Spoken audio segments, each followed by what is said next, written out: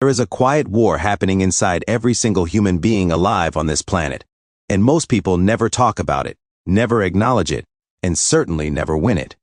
It is not a war fought with weapons or armies or grand declarations. It is fought in the smallest, most invisible moments of your day. It is fought when the alarm goes off and your body says stay, but something deeper whispers get up. It is fought when the dessert is placed in front of you and your hand moves before your mind has even decided. It is fought when someone wrongs you and every cell in your body wants to retaliate, but a quieter voice asks you to pause.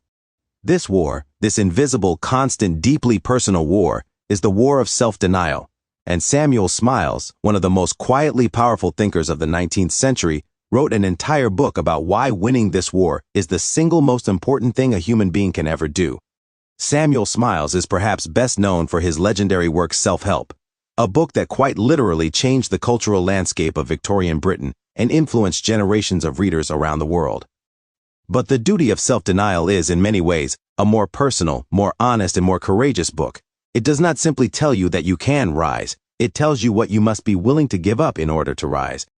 It tells you the truth that most motivational voices are too afraid to say out loud, which is that greatness costs something, growth costs something, a life of meaning and character and real joy costs something. And what it costs more than anything else is the willingness to say no to yourself, repeatedly, consistently, and sometimes painfully, for the sake of something better. This is not a book about punishment. This is not a book about becoming cold or joyless or rigid. Smiles is not asking you to become a machine or to strip yourself of pleasure and warmth. He is asking something far more nuanced, far more beautiful, and far more difficult than that. He is asking you to become the author of your own life, rather than a character being pushed around by every whim and impulse and craving that passes through you. He is asking you to understand that the deepest, most lasting form of freedom is not the freedom to do whatever you want whenever you want. It is the freedom that comes from having trained yourself well enough that your wants, your desires, your impulses, and your instincts are no longer your masters, they are your servants. And you, finally and truly, are free. There is a story that Smiles tells, not in fiction but in the living record of history, about a young man who grew up in poverty so complete that there were days when food was simply not available. Not scarce, not limited, simply not there. And yet this young man made a decision early in his life, a decision so quiet that no one around him even noticed it at first.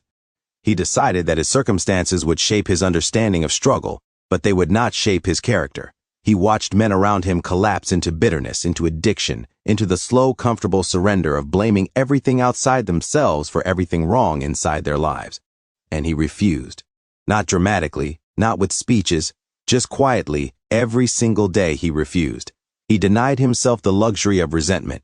He denied himself the comfort of excuses. He denied himself the short-term pleasure of giving up. And over years, over decades, that quiet daily refusal built something in him that no amount of money or luck or favorable circumstance could have built. It built a self, a real, solid, unshakable self, and that self became the foundation of everything else he ever achieved. This is what Smiles is pointing toward.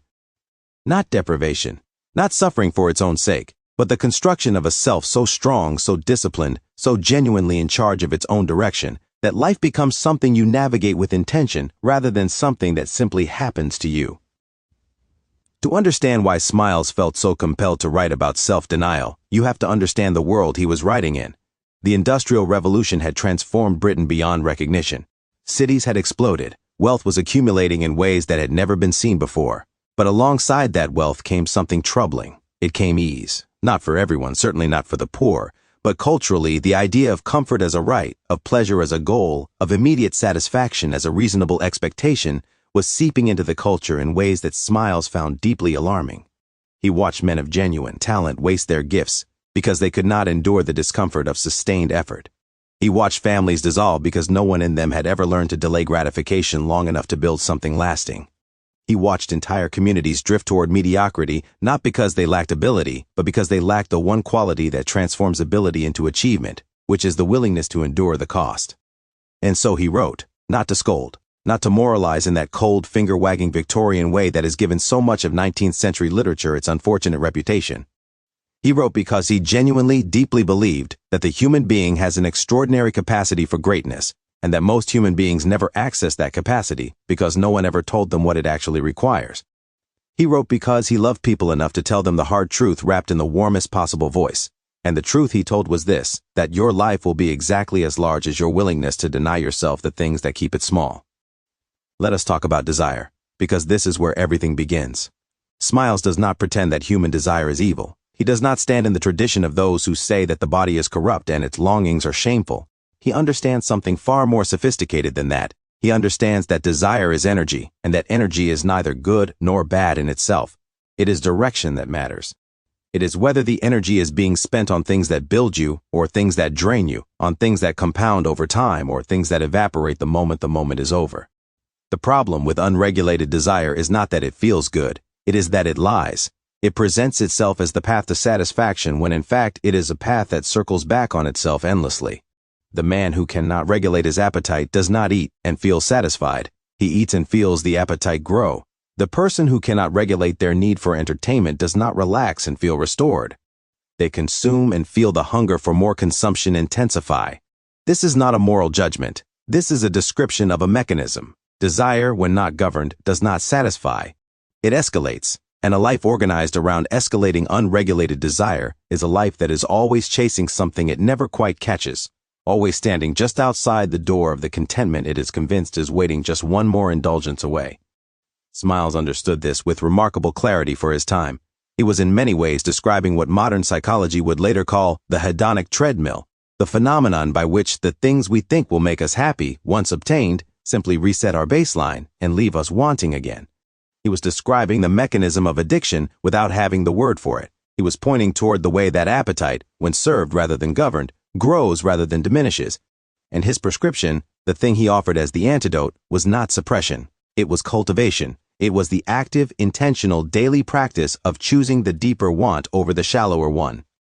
Choosing the self you want to become over the feeling you want to have right now. There is a particular kind of courage required for this, and Smiles names it clearly. It is not the dramatic courage of the battlefield, though he admired that too. It is the quiet courage of the ordinary day. It is the courage to sit with discomfort without immediately reaching for the thing that will dissolve it. It is the courage to feel bored without grabbing for stimulation. It is the courage to feel hungry, in whatever sense, physical, emotional, intellectual, and to ask yourself, not just how do I stop feeling this, but what is this feeling asking of me? What is it pointing toward? What would it build in me if I were willing to sit with it rather than immediately escape from it? This kind of courage, Smiles argues, is not dramatic. It does not look impressive from the outside.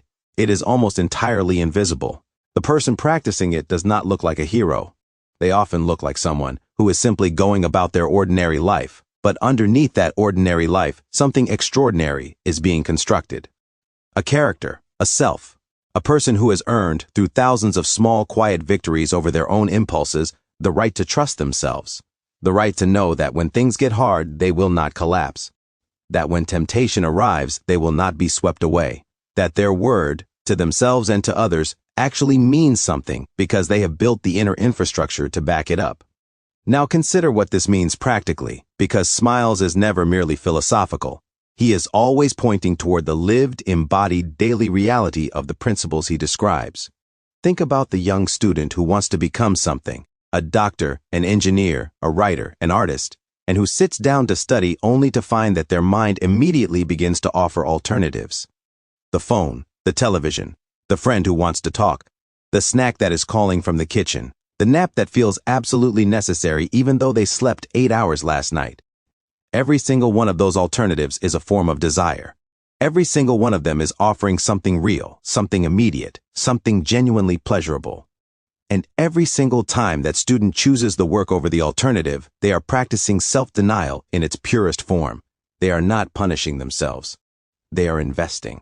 They are making a deposit into the account of the person they are becoming. And that account, unlike most accounts, does not lose value. It compounds. Smiles was fascinated by compounding, not in the financial sense, though he understood that too, but in the moral and characterological sense.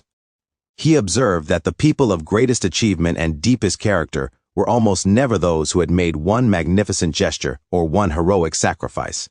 They were the people who had made 1,000 small right choices, 1,000 small acts of self-governance, 1,000 quiet moments of choosing the better thing, and through that sustained practice had become, slowly, incrementally, almost imperceptibly, someone capable of extraordinary things. He tells us about a musician, a real historical figure, not a fictional one, who when asked about his genius replied that it was simple. Every day he practiced when he did not feel like practicing. Every day he chose the difficult passage over the easy one. Every day he denied himself the comfort of stopping when his fingers ached or his mind wandered or his mood fell flat. And after 20 years of this, the genius that audiences marveled at was not a gift. It was a construction, a brick-by-brick, day-by-day construction made possible by the one unglamorous skill that no one ever applauded at the concert hall, but that made every applauded moment possible. This is the truth that our culture has a complicated relationship with. We celebrate the finished product. We celebrate the moment of triumph, the winning performance, the published book, the successful business, the healed body. We do not celebrate the 10,000 mornings of choosing the harder thing. We do not celebrate the decade of saying no to distraction. We do not celebrate the years of unglamorous practice and disciplined effort that made the celebrated moment possible. And because we do not celebrate those things, we often do not understand that they are the things, that the celebrated moment is just the fruit. The root is self-denial. The root is the daily practice of governing yourself well enough to become the person the moment requires. One of the most moving sections of Smiles' work deals with the relationship between self-denial and love, and this is where he surprises readers who might have expected a cold Victorian tract on discipline. Because Smiles, with great warmth and genuine feeling, argues that the deepest expression of love, whether for a child, a partner, a friend, or a community, is not indulgence. It is the willingness to practice self-denial on behalf of those you love. Think about what this means. The parent who cannot deny themselves, who cannot sacrifice their own comfort and convenience and desires for the sake of their child, is not simply failing at discipline. They are failing at love, not because love requires suffering, but because love requires presence. Love requires showing up when you do not feel like it. Love requires the discipline to be consistent, to be reliable, to be there in the morning and the evening and all the ordinary in-between moments that are in fact where love actually lives. The parent who is mastered by their own moods, who is at the mercy of their own impulses, who cannot delay their own gratification long enough to give their child what the child needs, is a parent whose love, however genuine it feels on the inside, is unreliable on the outside. And unreliable love, whatever its intentions, causes damage. This same principle extends outward. The leader who cannot deny themselves, who cannot resist the temptation of self-interest in favor of their organization's interest, who cannot forego the short-term applause for the long-term right decision, is not simply a weak leader. They are a dangerous one. The friend who cannot deny themselves the pleasure of gossip, the relief of venting, the comfort of always being right, is a friend who will ultimately damage the people closest to them regardless of how much warmth they feel. Self-denial, Smiles argues, is not just a personal virtue. It is a social one. It is the foundation on which trustworthy, generous, truly loving relationships are built. There is a story here that I want you to sit with for a moment. It is the story of a woman, a real woman, though Smiles does not name her, who cared for her elderly mother for 11 years. 11 years of interrupted sleep, of altered plans, of dreams deferred, of the kind of patient, unglamorous, socially invisible sacrifice that almost no one ever sees or celebrates. People around her sometimes expressed sympathy that bordered on pity. They wondered aloud whether she resented it, whether she felt trapped, whether she wished her life had gone differently.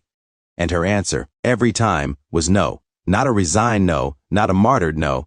A clear, grounded, even joyful no. Because in the course of those 11 years, in the practice of that sustained, daily, unglamorous love, she had become someone she deeply respected. She had become someone who could be trusted, someone who followed through, someone whose yes actually meant yes, and whose love was not merely felt but actually demonstrated, day after day, in the most concrete and costly ways. She had not lost her life in those 11 years. She had, in a very real sense, found it. This is what Smiles is pointing toward when he talks about self-denial in the context of love and service. He is not romanticizing sacrifice. He is pointing out that the person who has practiced self-denial, who has built the inner capacity to choose the harder right over the easier wrong over and over again, discovers something extraordinary on the other side. They discover that they can be trusted, by others certainly, but more importantly, by themselves. And self-trust, real self-trust, the kind earned through demonstrated action rather than mere intention, is one of the most foundational and most rare forms of human freedom. Let us turn now to the question of character, because character is at the center of everything Smiles writes. He is, above all else, a writer about character. And his thesis, stated and restated in different forms throughout all his work, but nowhere more clearly than here, is that character is not given, it is built. It is not a gift from fortune or God or genetics.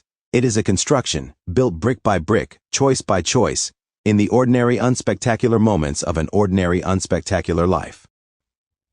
And the single most important building material in the construction of character is self-denial. He draws a distinction that is worth spending time with. He distinguishes between the person who is good because circumstances have made goodness easy, and the person who is good because they have built goodness into themselves through practice and discipline. The first person, when circumstances change, when life becomes hard or tempting or frightening, often finds that their goodness was situational. It was the goodness of a man who never stole because he never needed to, not the goodness of a man who was hungry and still chose not to steal. It was the goodness of a woman who was faithful because she was never seriously tempted, not the goodness of a woman who was seriously tempted and chose faithfulness anyway. Circumstantial goodness is real, but it is fragile. It does not survive the storm because it was never really tested by one. Built goodness is different. Built goodness is the result of hundreds and thousands of small moments of choosing rightly when choosing wrongly would have been easier. It is the residue of practiced self-denial. It is what remains when everything easy has been stripped away. And it is, Smiles argues, the only kind of goodness that is genuinely worth having. Not because suffering is good in itself, but because goodness that has been tested and held its shape is the only goodness you can actually rely on. It is the only kind that will be there when you need it most, when the pressure is highest and the temptation is strongest, and the excuses are most convincing. There is something profound in this distinction for our present moment. We live in a culture that is enormously interested in identity, in who we say we are, in how we present ourselves, in the stories we tell about our values and commitments. But Smiles would look at this culture and ask a question that would cut right through it. Not who do you say you are, but what have you done? Not what do you claim to value, but what have you sacrificed for it? Not what kind of person do you identify as, but in the difficult moments, the boring moments, the tempted moments, what did you actually choose? Because character is not what you say when the audience is watching. It is what you do in the moments when the only witness is you. This brings us to one of the most practically important sections of Smiles' argument, which is his treatment of habits. Smiles was ahead of his time in understanding the mechanics of habit formation. He understood, long before modern neuroscience confirmed it, that human beings are fundamentally creatures of habit, that what we do repeatedly we eventually do automatically, that the patterns we establish in our daily lives become, over time, the default programs by which we operate. And he drew from this a conclusion that is both liberating and demanding. It is this, that self-denial, practiced consistently enough, eventually stops requiring enormous effort. It becomes a habit. It becomes part of who you are. This is the liberating part. The person who has practiced getting up early enough times eventually finds that their body simply wakes up early, not because they are fighting their nature, but because early rising has become their nature. The person who has practiced choosing nutritious food over junk food enough times eventually finds that the nutritious food simply appeals to them more, because their tastes have been re-educated by their practice. The person who has practiced reading instead of scrolling, or exercising instead of slumping, or speaking kindly instead of venting, eventually finds that these practices no longer require the full expenditure of willpower they once demanded. They have become the path of least resistance. But here is the demanding part, and Smiles does not shy away from it. Before the habit is formed, before the practice has become natural, there is a period that requires genuine effort. There is a period when every good choice costs something, when every act of self-denial requires an actual expenditure of will. And this period, this crucial, uncomfortable, unglamorous period, is where most people stop. Not because they do not want the outcome. They want the outcome desperately. They stop because no one told them that the discomfort they are feeling is not a sign that something is wrong. It is a sign that something is right. It is the feeling of growth. It is the sensation of the old self being stretched and the new self being formed. And if you can just stay in that discomfort long enough, the discomfort eventually fades because the habit has been formed and the new self, the disciplined, capable, self-governing self that you are working toward, has arrived. Smiles uses the image of a muscle, which is surprisingly modern for a 19th century writer. He says that the will, like a muscle, grows stronger through use and weaker through disuse. Every act of self-denial is a repetition that builds the muscle. Every surrender to impulse is a skipped workout that lets it atrophy. And the stakes of this could not be higher, because the will is not just one capacity among many. It is the capacity that governs all the others. It is what determines whether your intelligence gets directed or scattered, whether your talent gets developed or wasted, whether your relationships are built with care or carelessly dismantled by your worst moments. The will is the captain, and a ship with a weak captain is at the mercy of every wind. Near the 10-minute mark of our journey through these ideas, it feels right to pause and acknowledge something.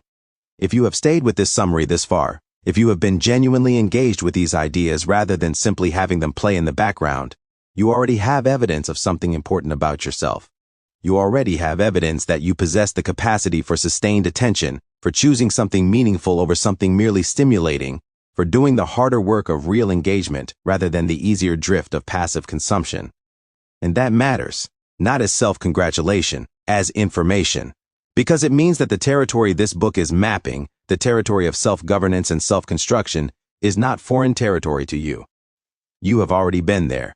You are already practicing it, even if you did not call it that. And if you are finding value in this summary, please do take a moment to like and subscribe to Audiobook Library. It genuinely helps the channel grow, and it means more summaries like this one can reach more people who need them. Your support, every single click, matters more than you might think. Now let us continue, because we have barely scratched the surface of what Smiles has to offer. We have talked about desire, about habit, about character, about love.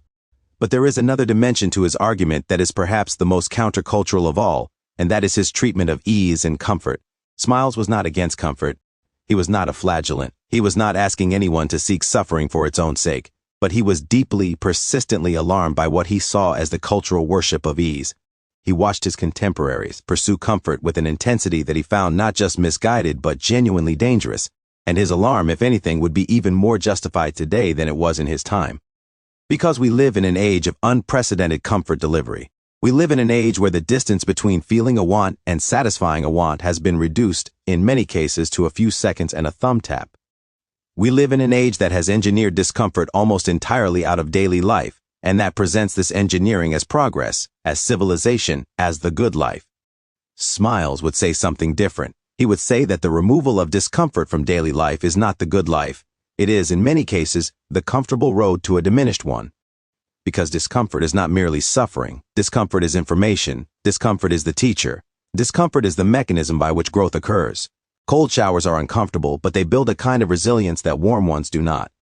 Difficult conversations are uncomfortable, but they build the relationships that easy ones cannot.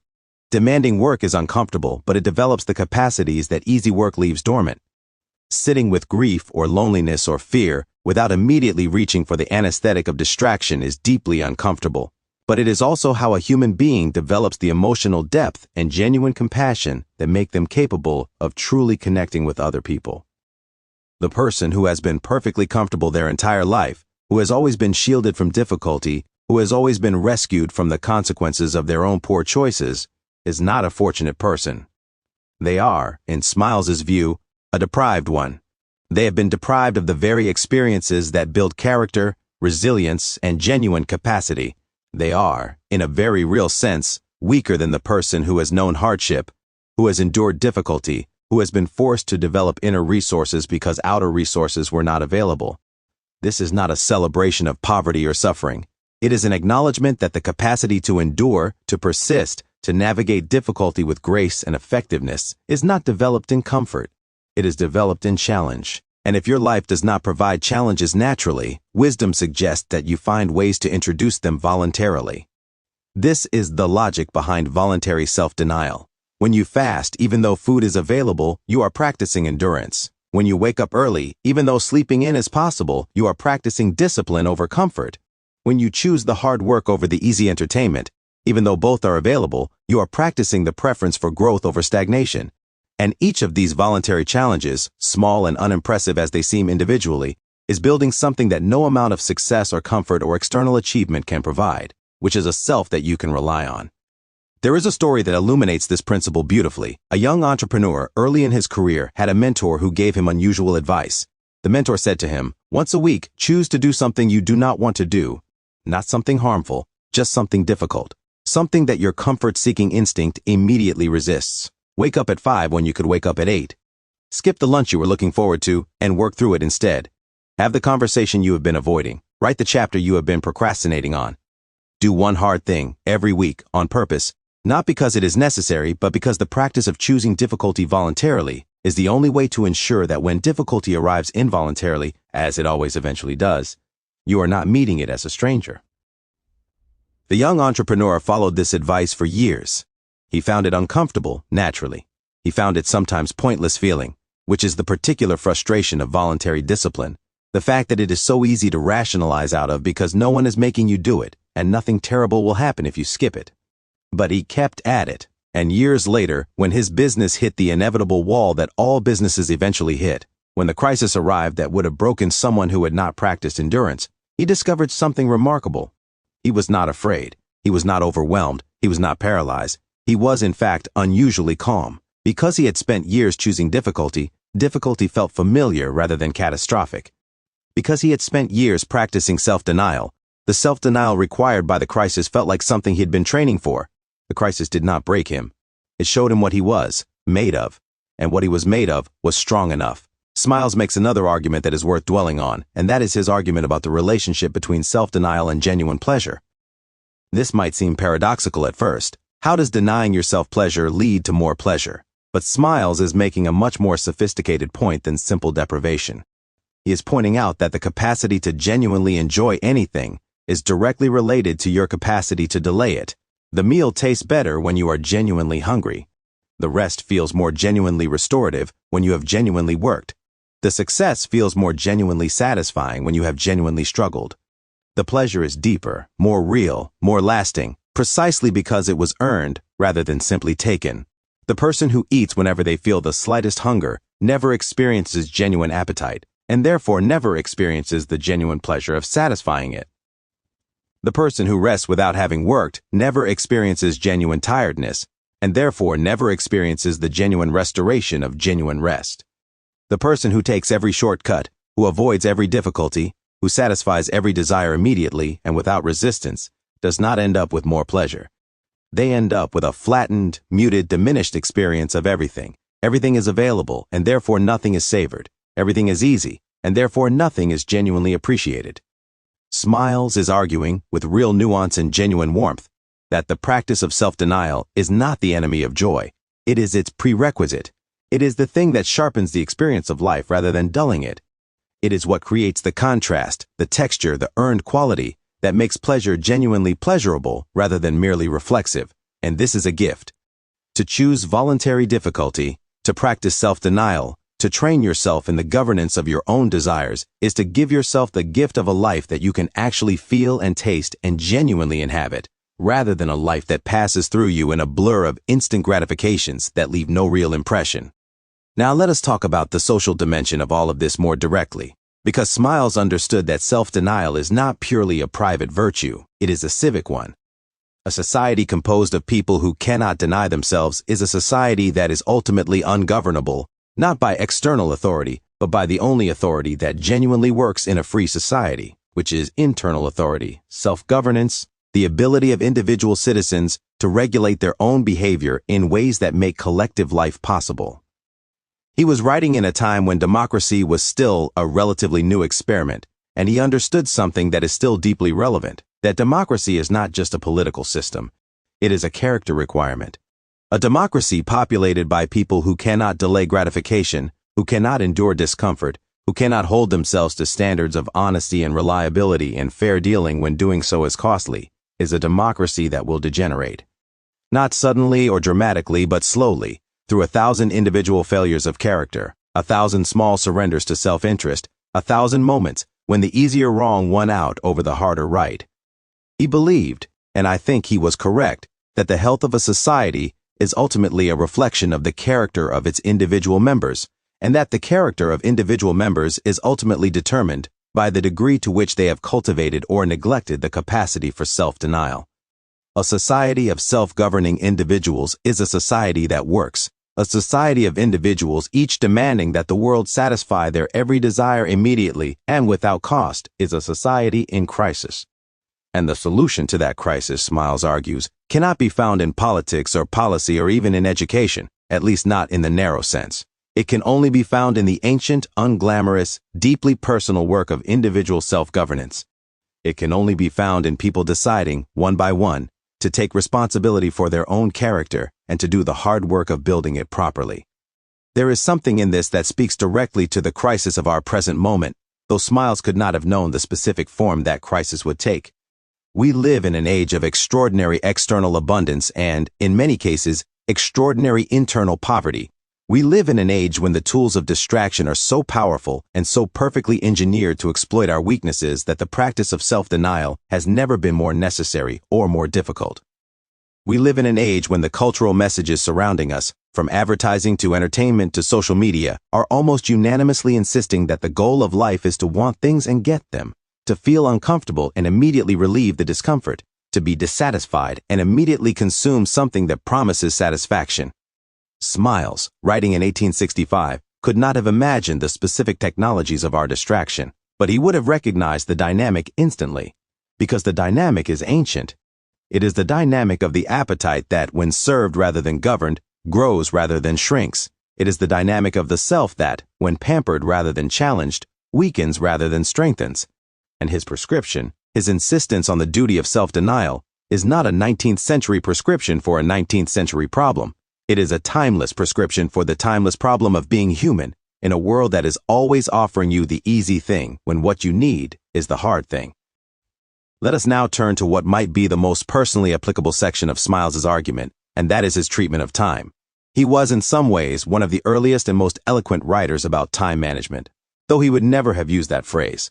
What he understood and articulated with real force is that time is the one resource that is genuinely, irreversibly, non-renewably finite. Money lost can be recovered. Health damage can often be restored. Relationships broken can sometimes be repaired. But time spent cannot be recalled. The hour you gave to something trivial is gone.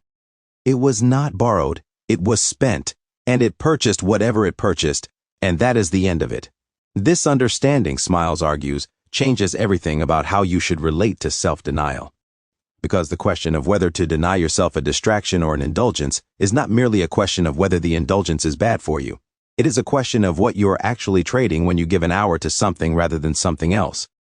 It is a question of what is being permanently purchased with that irreplaceable currency. He describes a habit that many of the most accomplished people he studied had in common. The habit was not early rising, though many of them did rise early. It was not any specific practice. It was a particular quality of awareness about their time. They knew, in a way that most people do not, that their time was being spent whether they spent it intentionally or not, that the hour would pass either way, that the only question was whether, when it had passed, it would have purchased something worth having. And this awareness, this constant quiet consciousness of the cost of each hour, was what drove them to protect their time with a fierceness that sometimes struck observers as antisocial or eccentric. It was not eccentric. It was simply the behavior of a person who genuinely understood the arithmetic of a finite life. Smiles also writes movingly about the relationship between self-denial and integrity. He argues that a person who has not developed the capacity for self-denial will find it very difficult to maintain integrity under pressure, because integrity, real integrity, is almost always costly. It requires you to say things that people do not want to hear. It requires you to do things that are inconvenient. It requires you to hold to standards when abandoning them would be easier and more comfortable. In short, integrity requires self-denial. It requires the daily, ongoing denial of the desire to take the path of least resistance when the path of least resistance leads away from what is right. He tells the story of a businessman, a figure of genuine historical record, who was offered an arrangement that would have made him wealthy but required him to misrepresent his product to his customers. Not dramatically, just subtly, just enough that the customers would not quite understand what they were getting, just enough that the transaction would benefit him at their expense. The businessman declined. And when asked why, given the relatively small nature of the deception, he said something that Smiles found worth recording for posterity. He said that he had spent too many years building his character to sell it at any price. That his reputation, by which he meant not his public image but his private self-knowledge, his ability to look at himself clearly and respect what he saw, was the single most valuable thing he possessed. And that maintaining it required a kind of self-denial that he had practiced for so long it had become second nature. He had denied himself the short-term comfort of dishonest ease so many times that honesty had become genuinely easier than deception. Not because deception was unavailable, but because he had trained himself out of it. This is the compound interest of character. This is what Smiles is pointing toward when he insists that self-denial is a duty. Not a duty in the cold, joyless, obligatory sense. A duty in the sense of something you owe yourself, something you owe the person you are becoming, something you owe the people whose lives will be shaped by the quality of the person you choose to be. As we approach the end of this journey through Smiles's great and neglected work, there is one final dimension I want to explore, and it is perhaps the most surprising and the most moving. It is his argument about the relationship between self-denial and genuine happiness, not the shallow, momentary happiness of getting what you want when you want it. The deeper, rarer, more lasting happiness that he calls, at various points, peace, contentment, and the quiet confidence of a life well lived. Smiles observed, across decades of studying both the famous and the ordinary, both the wealthy and the poor, both the celebrated and the unknown, that genuine happiness, the kind that does not depend on circumstances, the kind that remains more or less stable across the inevitable fluctuations of fortune and health and relationship, is almost always found in the same place. It is found in people who have developed genuine self-respect, not arrogance, not pride, self-respect. The quiet, grounded, earned conviction that they have been genuinely trying to be the best version of themselves. That they have not been surrendering every day to every impulse. That they have been fighting the invisible war with something like consistency and something like success. This self-respect, Smiles argues, cannot be purchased. It cannot be inherited. It cannot be conferred by external achievement or social approval or any amount of money or status.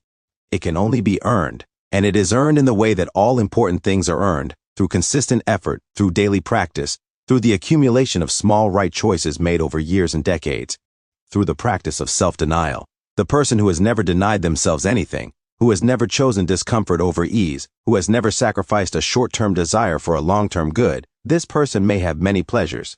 They may have many possessions and many experiences and many moments of genuine enjoyment, but they will not have self-respect, not in the deep sense, because deep self-respect requires that you have been tested and have not entirely failed, that you have faced the small daily tests of character and passed enough of them to have evidence, real evidence, that you can be trusted by yourself. And this evidence, accumulated over years of practice, is the foundation of genuine happiness. Not because suffering is good, not because joy is suspect, but because the joy of a person who has earned their own self-respect is qualitatively different from the joy of a person who has not. It is deeper, it is quieter, it is more reliable. It is, in the truest sense, contentment, the word that describes not the presence of everything you want, but the absence of the gnawing dissatisfaction that comes from not being the person you know you could be. There is a final story, and it is the story of Smiles himself, a man who practiced what he preached. Not perfectly, not without struggle, but consistently, genuinely, across a long and productive life. A man who started with very little, who worked in medicine and journalism and activism before finding his calling as a writer, who wrote about self-help and character and duty, not from a position of comfortable superiority, but from the position of someone who had actually had to practice these things, who had actually had to deny himself the comfort of giving up, who had actually had to choose the long, difficult road over the short, easy one more times than he could count. And who, in the end, produced a body of work that outlasted him by more than a century, that reached millions of people across cultures and generations, that pointed toward truths simple enough to state and difficult enough to practice, that they will never stop being relevant. The duty of self-denial, not the punishment of self-denial, not the misery of self-denial, the duty, the thing you owe yourself, the thing you owe the life you have been given and the person you have the potential to become. The small, daily, invisible, extraordinary practice of choosing the better thing, even when the worst thing is right there, even when the worst thing feels so good, even when no one is watching and no one will know and the excuse is entirely available. That choice, made 10,000 times across the ordinary days of an ordinary life, is not small. It is not invisible in the way that truly matters. It is the most important thing you will ever do. It is the construction of a self. And that self, once constructed, cannot be taken from you. It is yours. Entirely, permanently, incontestably yours, built by you, for you, through the ancient and honored and entirely unglamorous practice of deciding, again and again, to be better than your worst impulse. That is the lesson of Samuel Smiles. That is the duty he is calling you toward. Not with a pointing finger, not with a cold command, but with the warm insistence of someone who genuinely believes that you are capable of it. That the best version of you is not a fantasy but a construction project, and that the construction can begin at any moment, including this one. If this summary has moved something in you, if it has reminded you of something you already knew but needed to hear again, please do take a moment to like and subscribe to Audiobook Library. Every like, every subscription, every share helps the channel reach more people who are looking for exactly this kind of content. And please, do explore the rest of the channel's video library. There are many more summaries and explorations of books that can genuinely change the way you see and live your life. They are waiting for you there, and they would be glad to be found. The war is invisible. It is fought in moments so small they barely register. But it is the most important war you will ever fight. And the extraordinary news, the news that Samuel Smiles spent his life trying to share, is that you can win it. Not once, not dramatically, not with a single grand gesture, but daily, quietly, consistently, one small right choice at a time. That is enough. That has always been enough. That will always be enough.